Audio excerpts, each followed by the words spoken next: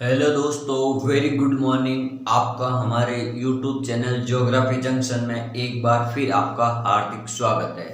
आज हम पर्यावरण भूगोल की श्रृंखला को आगे बढ़ाते हुए पर्यावरण भूगोल में अपन पढ़ रहे थे प्राकृतिक आपदाएं। और अपन ने प्राकृतिक आपदाओं में पिछले लेक्चर्स में अपने पढ़ा था कि ज्वालामुखी क्या होता है। आज हम अध्ययन करेंगे आज के टॉपिक यानी भूकंप। भूकंप क्या होता है, भूकंप का अध्ययन क्या होता है, भूकंप का अध्ययन भूकंप का अध्ययन करने वाले विषय को क्या कहते हैं, या भूकंप का उत्पत्ति केंद्र क्या होता है, या भूकंप का उत्पत्ति केंद्र और अधि केंद्र क्या होता है, या भूकंप किस क्षेत्र में आता है, भूकंप के लाभ, भूकंप की हानि, भूकंप के आने वाले कारण यानी किन किन कारणों से भूकंप आता है। तो सबसे पहले अपन बात करते हैं कि भूकंप होता क्या, यानी अर्थक्वेक होता क्या है। तो भूकंप एक अचानक या तीव्र होने वाली घटना है जो पृथ्वी के धरातल के नीचे प्लेटों में या पृथ्वी के धरातल के नीचे असंतुलन होने से ताप दाब प्रक्रिया के कारण जो परतें हैं पृथ्वी की, उनमें कुछ असंतुलन हो जाता है। उन असंतुलन के कारण जो पृथ्वी के धरातल में जो हलचल होती है, उस हलचल को ही अपन पृथ्वी के ऊपरी भाग में जब अपन कंपन के रूप में महसूस करते हैं तो उसे अपन भूकंप कहते हैं। और जब भूकंप आता है तो जन धन और माल की भी हानि होती है। तो अपन सबसे पहले बात करते हैं कि भूकंप कैसे उत्पन्न होता है, एपी सेंटर और उद्गम मूल क्या होता है। यानी जो भूकंप पृथ्वी के नीचे जिस स्थान पर उत्पन्न होता है उसे अपन क्या कहते हैं, भूकंप केंद्र कहते हैं, भूकंप मूल कहते हैं, या भूकंप फॉक्स के भी कहते हैं। अपन इसको इंग्लिश में फॉक्स भी कहते हैं। यानी जो पृथ्वी के धरातल के नीचे वाला भाग होता है वो भूकंप केंद्र, भूकंप मूल, भूकंप उत्पत्ति या भूकंप क्षेत्र भी कहलाता है।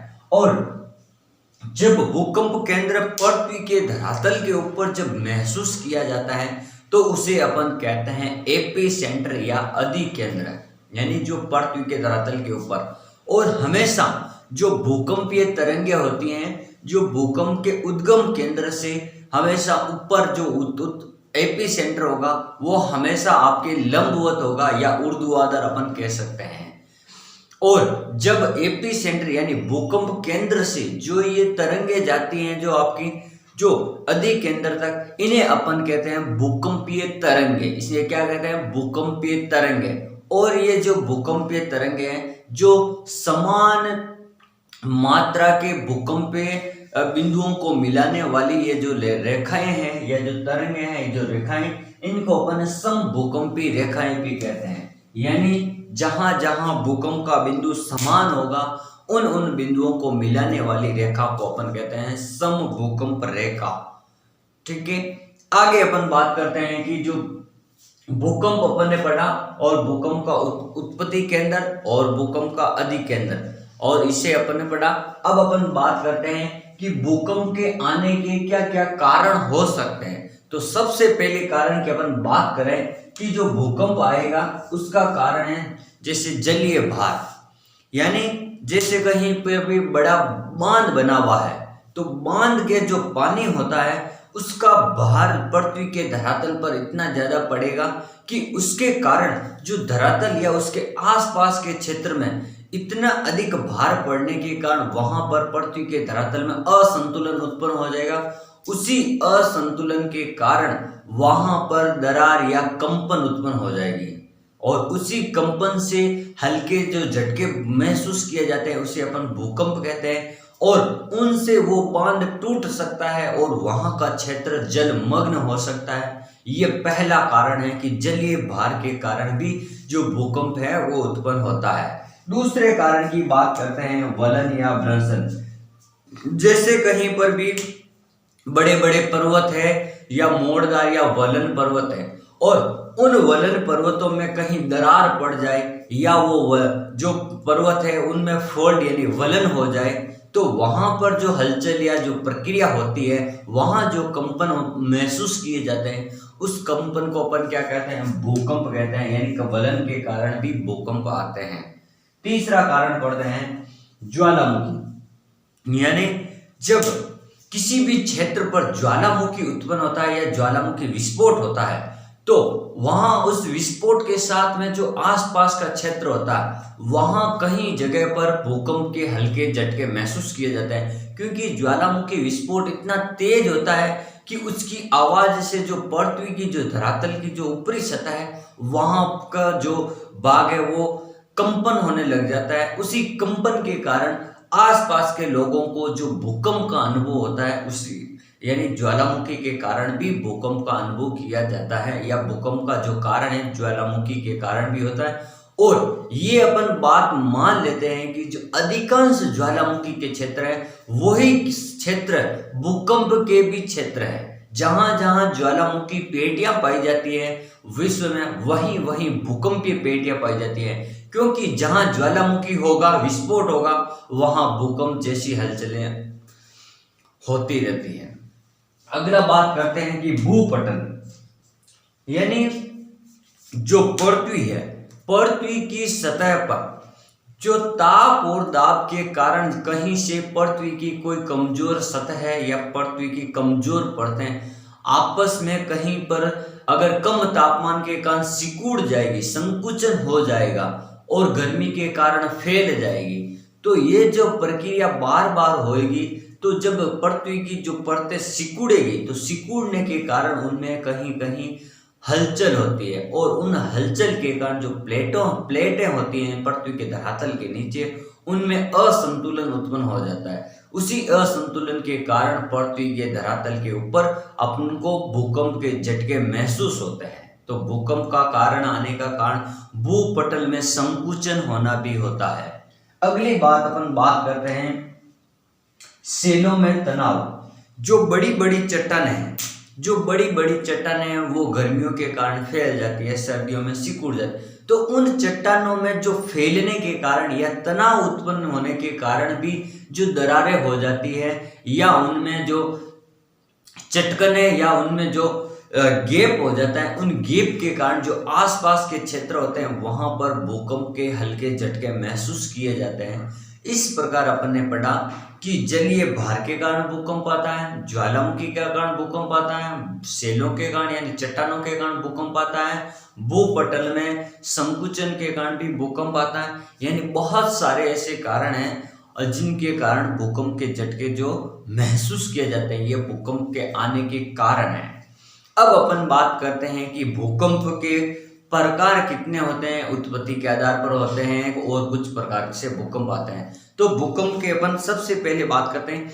भूकंप दो प्रकार का होता है, एक तो स्थलीय भूकंप होता है, एक सामुद्रिक भूकंप होता है। यानी इसको अपन मान लेते हैं कोई भी स्थल भाग, यानी जैसे कोई भी महाद्वीपीय भाग है, उस महाद्वीपीय भाग के ऊपर, स्थल भाग के ऊपर कहीं पर भी भूकंप आएगा, उसे अपन स्थलीय भूकंप कहते हैं। दूसरी बात, सामुद्रिक भूकंप क्या होता है, यानी किसी भी समुद्र के अंदर, जैसे प्रशांत महासागर के अंदर समुद्र में भूकंप आ गया या अटलांटिक महासागर के अंदर भूकंप आ गया, तो जो जलीय भाग के अंदर आने वाले भूकंप को महासागरीय भूकंप या सामुद्रिक भूकंप कहते हैं, यानी महासागरों के अंदर। ये हो गया आपका एक प्रकार हो गया भूकंप का। अब अपन बात करते हैं कि भूकंप कृत्रिम और प्राकृतिक भी होते हैं। यानी अगला है स्वभाव के आधार पर हो गया। और अब अपन बात करते हैं कि भूकंप कृत्रिम भी होते हैं और प्राकृतिक भी होते हैं। तो सबसे पहले बात करते हैं जो कृत्रिम भूकंप, यानी जो मानव निर्मित ऐसे कुछ संसाधन होते हैं उनके कारण भी भूकंप आता है। जैसे अपन बात करते हैं कि जो मानव द्वारा बनाए गए जो परमाणु बम होते हैं, या मानव द्वारा जो खनिजों को निकालने के लिए जो खानें खोदी जाती हैं, उनके कारण भी भूकंप आता है। जैसे कोई मानव परीक्षण करता है परमाणु बम से, तो जब वो परीक्षण करेगा तो वो बम फूटेगा, तो आसपास की जगहों में या आसपास के क्षेत्रों में कंपन महसूस किए जाते हैं। इसका मतलब है जब परमाणु बम के कारण भी या परमाणु परीक्षण के कारण भी भूकंप आता है। ये एक कृत्रिम कारण है। दूसरा, जैसे मानो पृथ्वी के धरातल या पृथ्वी के भूगर्भ से जब वो बहुत ही अधिक गहराई तक जाकर कोई भी चीज यानी कोई बहुमूल्य खनिजों को या धातुओं को निकालने का प्रयास करता है, तो उसके दौरान जो वहां पर भूगर्भ में जो तनाव उत्पन्न होता है या दरार उत्पन्न हो जाती है, उसके कारण भी वहां पर या खाने खोदने के कारण भी भूकंप आना शुरू होते हैं या भूकंप के झटके महसूस किए जा सकते हैं। ये हो गए आपके कृत्रिम कारण के उदाहरण। अब अपन बात करते हैं कि भूकंप का प्राकृतिक कारण क्या होता है, यानी भूकंप के प्राकृतिक प्रकार क्या है। जैसे अपन ने पढ़ा प्राकृतिक पदार्थ में कि जो ज्वालामुखी आएगा तो ये एक स्वाभाविक रूप से है, नेचुरली रूप से जब ज्वालामुखी फटेगा तो भूकंप आएगा। या भ्रंशन के कारण, यानी जब वलन और फोल्ड जब होते हैं या तनाव कोई चट्टान में जब एक बार वलन होगा दूसरी बार तनाव होगा या अपसरण होगा उसका, तो ये जब क्रिया बार बार होगी तो वहां पर भी भूकंप आने की संभावना है। तो ये एक भ्रंशन भूकंप का प्रकार हो गया। फिर अपन कहते हैं विवर्तनिक प्लेटीय भूकंप, यानी जो पृथ्वी के धरातल के नीचे जो मेन बड़ी प्लेटें होती हैं, उन प्लेटों में जो असंतुलन होता है, उन असंतुलन के जिसके कारण जो भूकंप आता है उसे अपन विवर्तनिक प्लेट भूकंप भी कहते हैं। एक होता है प्लूटोनिक भूकंप, यानी ये प्लूटोनिक भूकंप क्या होता है, यानी जो गहरे यानी बहुत पृथ्वी के भूगर्भ के जो गहरे भाग होते हैं या अधिक गहराई में जब भूकंप के झटके अनुभव किए जाते हैं तो उसे अपन कहते हैं कि प्लूटोनिक प्रकार का भूकंप कहते हैं, प्लूटोनिक प्रकार का भूकंप।